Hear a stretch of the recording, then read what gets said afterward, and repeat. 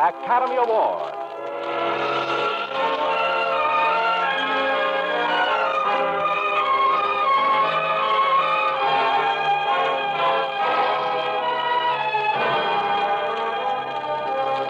Every week, Squibb brings you Hollywood's finest. The great picture plays, the great actors and actresses, techniques and skills chosen from the honor roll of those who have won or been nominated for the famous Golden Oscar of the Academy of Motion Picture Arts and Sciences.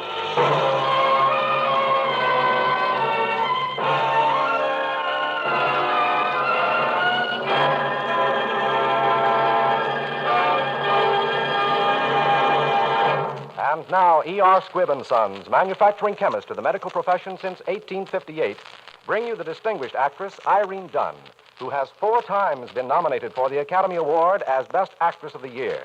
You will hear her tonight starring in The White Cliffs of Dover with Sir Aubrey Smith.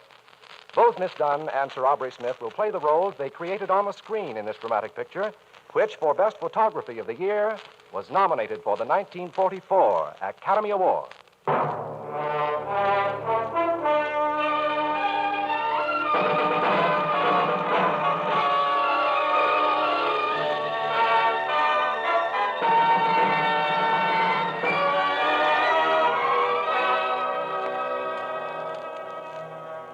I have loved England dearly and deeply since that first morning, shining and pure, the white cliffs of Dover I saw rising steeply out of the sea that once made her secure.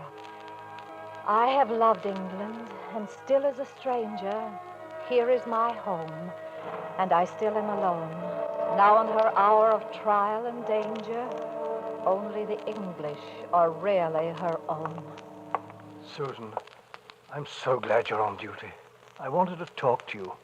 Please do, Colonel Orange. Have you heard from your son? He phoned to say his leave was canceled. I've heard nothing since. It's 5 days now. I'm terribly worried. Naturally. We've not heard from our boys either. Well, I suppose you were told to stand by for emergency. Yes. This is confidential, Susan. I've been notified by the General's aide to prepare for casualties within the next 24 hours. He anticipates a possible 5,000. So many. I suppose I mustn't ask questions. Your guess is as good as mine. Obviously a big show, and we have such a little hospital here. Invasion? Hardly. Raid on the French coast, possibly. On a big scale by the sound of it. Is that... Yes, I think so. They usually start at dawn.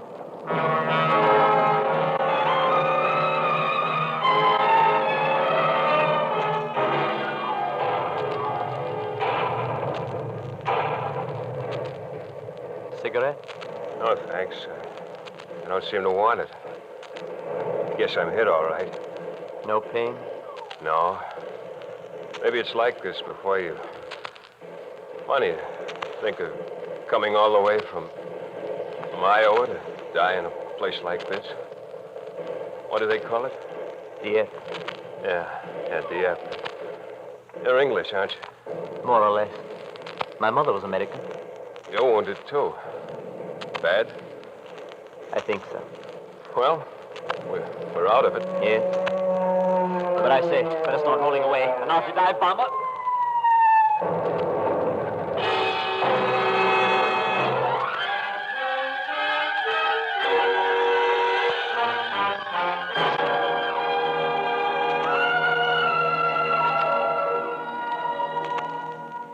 I have loved England dearly and deeply since that first morning, shining and pure, the white cliffs of Dover I saw rising steeply out of the seas that once made her secure. I had no thought then of husband or lover. I was a traveler, the guest of a week. Please tell me, young lady, you came 3,000 miles to spend 2 weeks in the bedroom of a Bloomsbury boarding house? Now, don't rub it in, Colonel Morris. But, my dear child, you must stay over. Say something of England. Why, this is April. April 1914. Well, I've seen a great deal of London. The British Museum, the National Portrait Gallery, Oh, and... great heavens. British Museum, eh? Saw the mummies, huh? Been to any shows? Any No. dances? No, I'm afraid my father... Speaking of dancing, I'm afraid I can't play cards tonight. It's the night of Millicent Waverley's ball. thought I might go this time. Where the King and Queen are going. Have you received your invitation, Colonel? No, by Jove, I haven't. No. I was giving Millicent a ring. Care to come to this shindig with me tonight? You mean... I don't know if that sort of thing interests you, but everybody will be there, from the King down.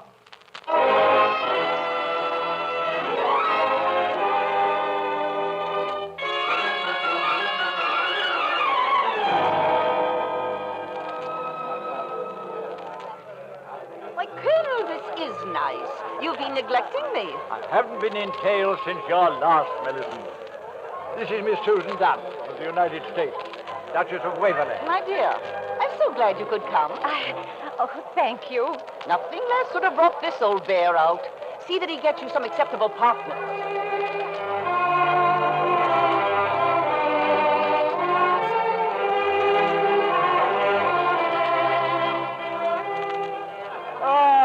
I haven't enjoyed myself so much for years. Oh, you dance lightly as a feather, Colonel. You're very kind.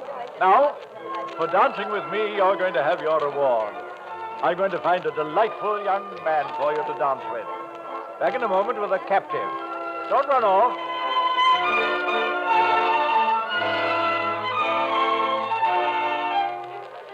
John Ashwood! Oh, well met. The very man I'm looking for. Glad to see you, sir. Oh, it's been ages. I brought a girl. Oh, charming girl. Promise her a topping partner. Now, you'll fill the bill. Well, fact is, sir, I have a sort of appointment. Bertie's cousin from Australia. Girl I've never seen.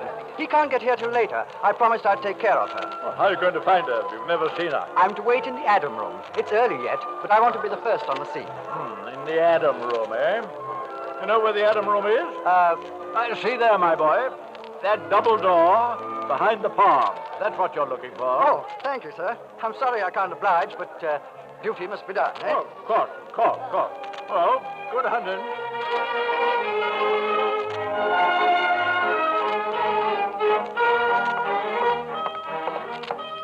Oh. Hello. You must be Bertie's cousin, Nancy. I'm John Ashwood. I hope I haven't kept you waiting.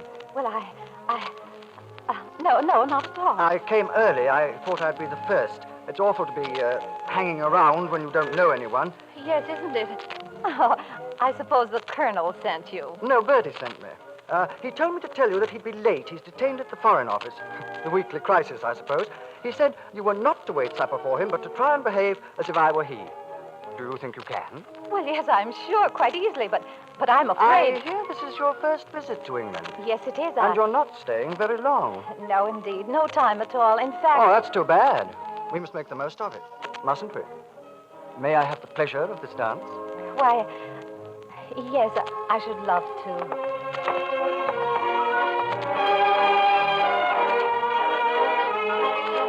This is my favorite waltz. Mine, too. Splendid. Why did they stop? The King and Queen. The King and Queen.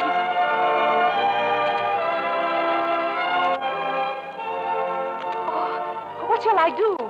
Just curtsy. But I... Here they come.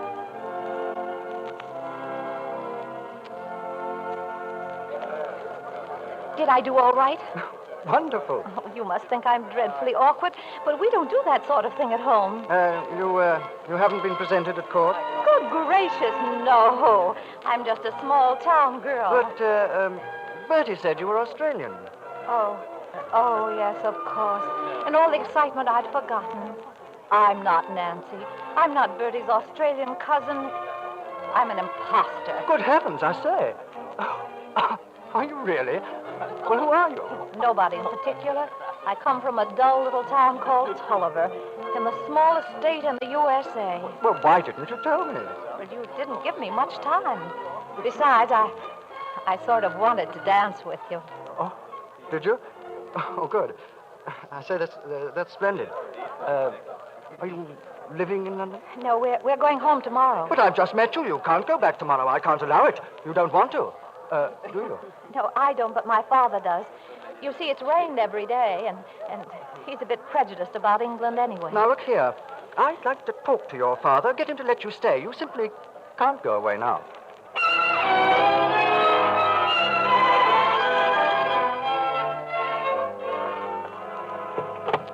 morning, Miss Dunn. Oh, dear.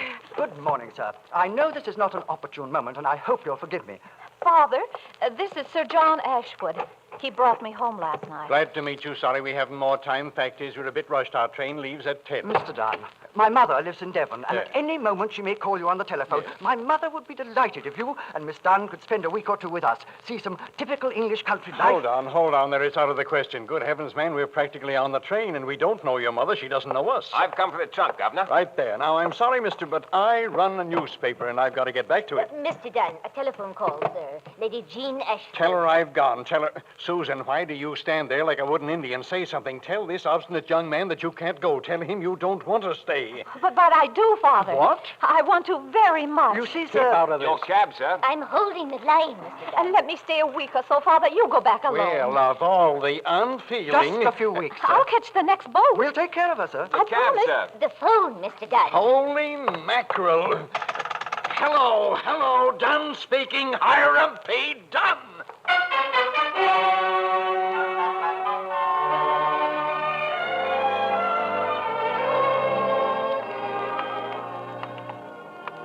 And this about winds up our tour of the old place, Sue. Except for the portraits. I'm not going to bother you with the others, but this gorgeous officer is the present baronet and your humble servant. Oh, it's so beautiful, all of it. Like a dream. Me too. You too. I'd like to show you everything in this world. We'd begin with England. We'll drive down the Roman roads where Caesar's legions marched and follow Chaucer's steps to Canterbury. I'll show you the Isle of Avalon, where King Arthur died and the Holy Grail is buried. Places with lovely names. St. Just of Roseland, where Henry VIII honeymooned with Anne Boleyn, and Tintagel, where Iseult waited for a white sail. Jolly places. There's a moat at Wells where the swans swim and ring a bell for dinner when they're hungry. I say, you're crying. I'm not. At least, I don't want to. You see that space on the wall near my portrait?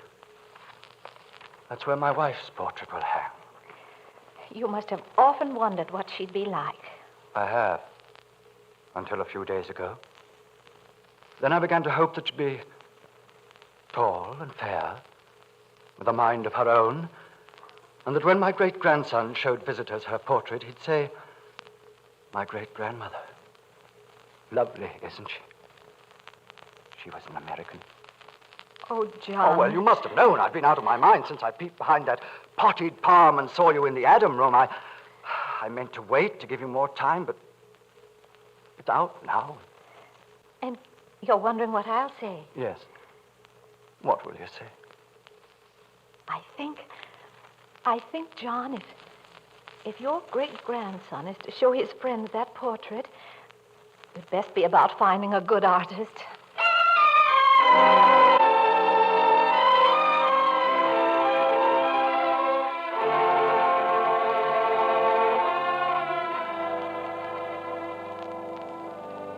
And the stars brighten, and their eyes are clear to see God's image in their common clay. Is it the music of the spheres they hear in this sweet prelude to that noble play, the drama of joined lives? Ah, they forget. They cannot write their parts. The bell has rung, the curtain rises, and the stage is set for tragedy. They were in love and young.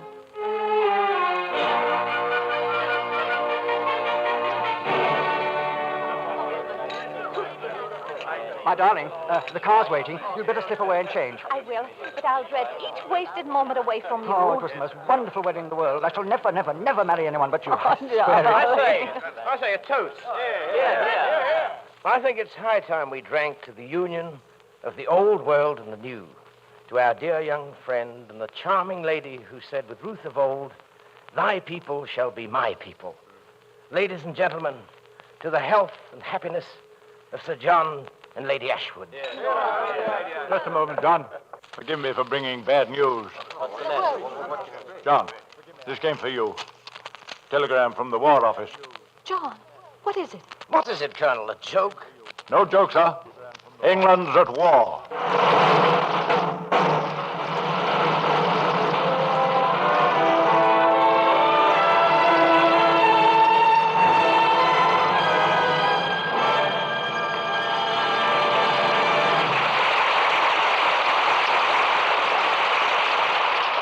favorite time of the year for many of us is Indian summer. The September and October days when trees are flaming red and gold, when there's a rich fragrance of harvest in the air, when nights are so crisply cool, the crackle of an open fire is music to our ears. Autumn is more than a season. It's an exhilarating, refreshing experience. And in its own way, Squibb Dental Cream is like that. Not just another dentifrice, but a genuine delight to use. Refreshingly different. You'll like its pungent, fresh mint zest, its brisk, exhilarating action. And you'll appreciate how effectively the safe, soft, polishing agent in Squibb Dental Cream brings out the natural sparkle of your smile. All of these distinctive advantages of Squibb Dental Cream are assured by 223 scientific tests behind every tube. So brush your teeth with the modern dentifrice, the refreshing dentifrice. Ask for Squibb Dental Cream, one of the great family of Squibb products. Taste, feel, and see the refreshing difference. In a moment, we will continue with part 2 of The White Cliffs of Dover. But first, we would like to call your attention to another Metro-Goldwyn-Mayer picture, the Technicolor musical Holiday in Mexico, starring Walter Pidgeon, Jose Iturbe, Jane Powell, Ilona Maxey, and Xavier Cugat. Holiday in Mexico may currently be seen at your local theater.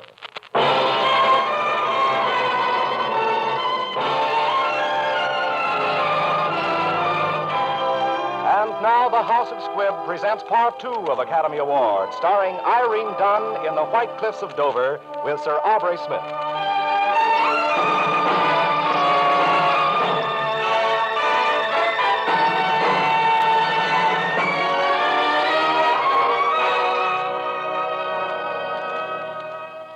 He got leave after months in the filthy trenches. My love sent for me, and I crossed the channel to meet him in the little French hotel at Dieppe.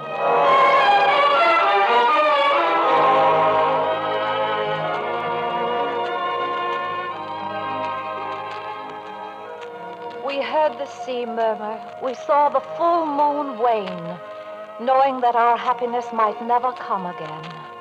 I, not forgetting till death do us part, was outrageously happy with death in my heart.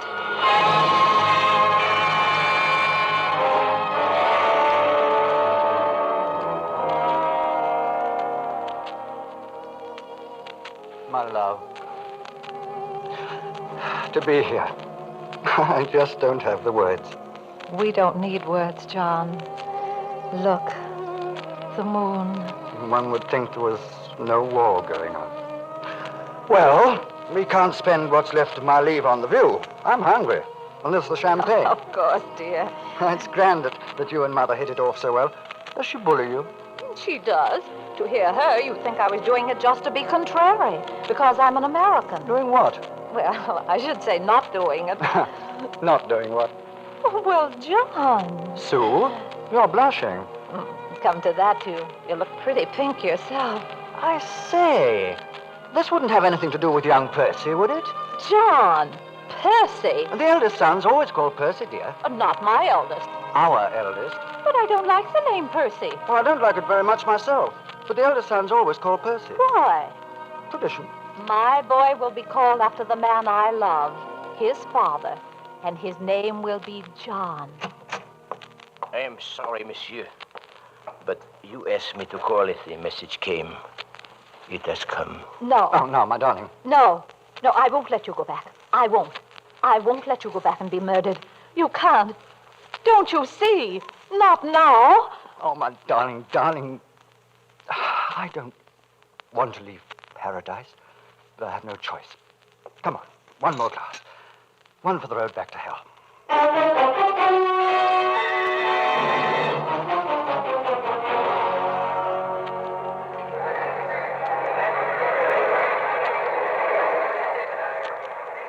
Susan, my dear, at last you've come to London for the great event, eh? Where's that boy of yours? Here he is, John Ashwood, Esquire. So this is John's boy. And mine, too, Colonel. Fine lad. He looks like John. If it hadn't been for me, you know, I have a bit of a share in this young fellow. Of course, dear friend. You brought us together that wonderful night at the ball. Ah, here they come.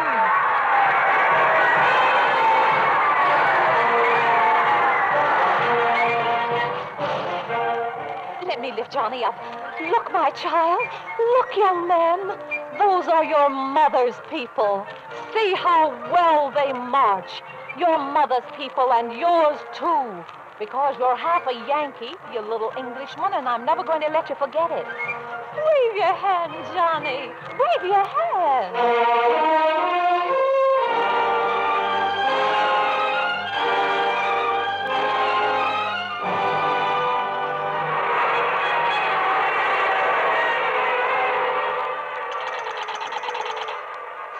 I say, I can't hear you. Hello? Hello? Ashford? Is that the manor house? Who is this? Oh, I can't hear. Infernal racket here. I say, have you heard the news? Oh, pity. Thought I'd be the first to tell you it. Wonderful, it's over, eh? Yes, armistice. You should hear it here in London. The town's gone mad. Let me speak to her. Lady Ashford, I mean. Huh? I don't hear you. Speak up. What? Oh, no. Oh, my God. Oh. Great heavens. No. What can I say? What can I say? John dead?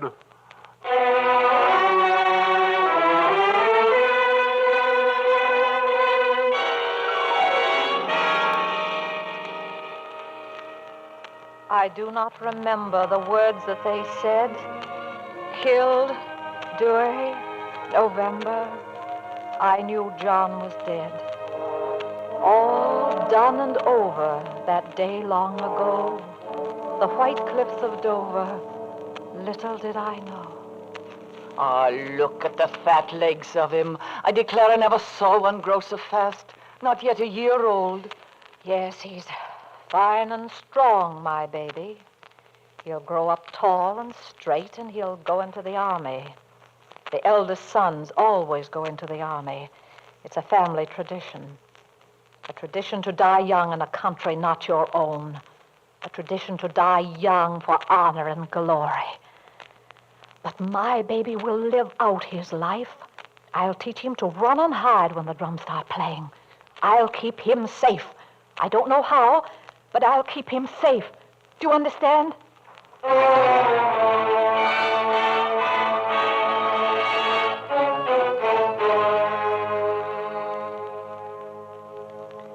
And then again, to see in anguish and in doubt the lights of Europe falter and go out. And once again, the feet of marching men drum in the darkness. Once again, our days were busy with 1,000 cares. Our nights were dark and quiet with our prayers. They're here, the wounded. It was Dieppe, Susan, and bad. Only a handful have come back. Not my boy. Yes, Susan, he was there. Where is he? In there on the cot. My John at Dieppe? Oh, no. Susan.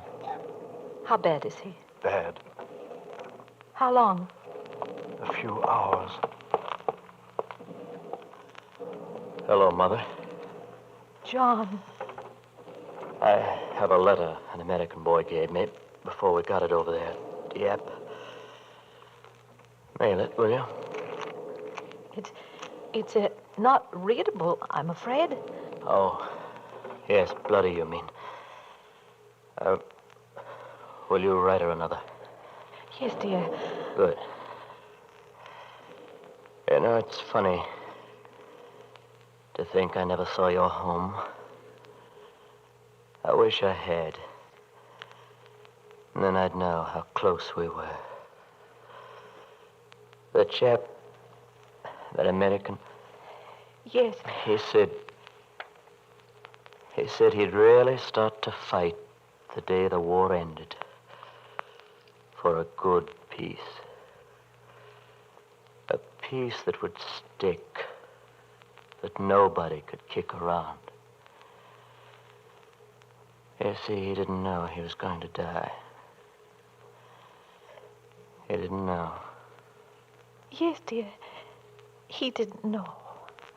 And I'll write a letter to his mother. Tell her he did very well. Yes, I'll tell her. Hey, you've got to go now. There's work for you to do. I'll be all right. Good night, Mother. And thanks. Good night, my darling boy. And God bless you. And God keep you. Amen.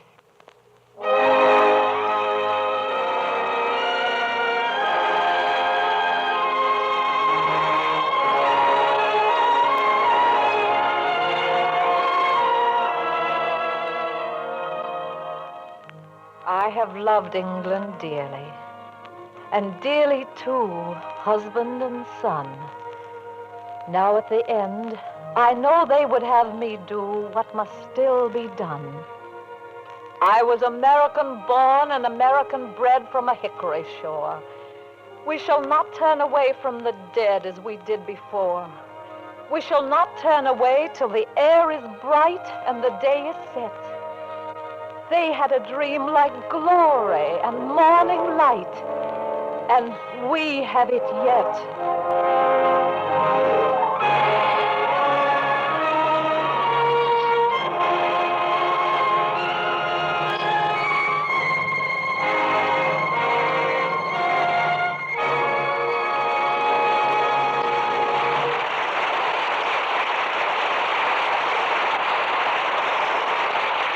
There is much that each of us can do to help shape the kind of world in which we shall now live.